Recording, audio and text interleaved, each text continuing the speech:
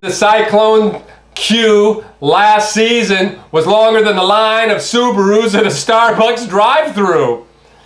It was a constant cavalcade of calamity crisscrossing the high seas. Well, it was so long people thought iPhone 7 had been released. It was so long people just stayed home and binge watched it. It was so long people thought the Pope was in town, and he was. Yes, he was. And he was. That's right.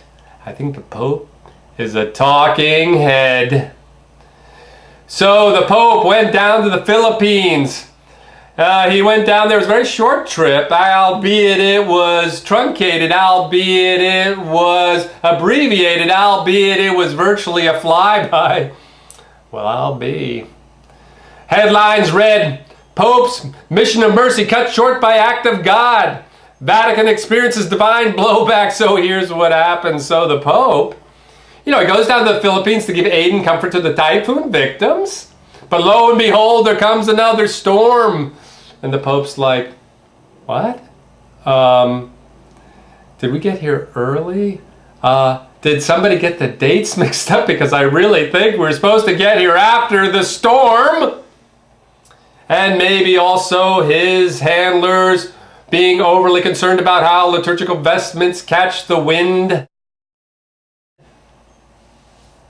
And maybe it was the Pope himself, who had imagined this trip to be one more of his commiserating with disaster victims as opposed to his own personal participation in disaster. But in any case, the Vatican was in no mood to throw caution to the wind, so the Pope turned his eyes to the heavens for a sign. And on the third day he ascended, after receiving permission from the tower, to the sanctum of his private Boeing jet.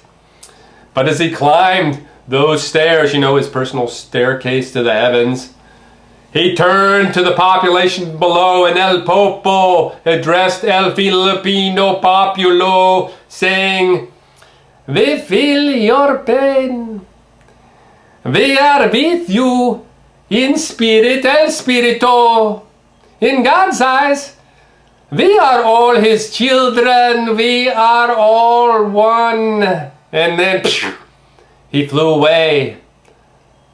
Volare, whoa! Leaving his flock on the tarmac to face the storm alone. Well, I gotta tell you, those people were disappointed. They were devastated. You should have seen the look in their eyes. Their anguish was palpable. Hey. Wake up, everybody. Can I get a rim shot? Palpable. Nice. Now don't judge. Don't judge me. Judge not. Leave that shit to the Pope.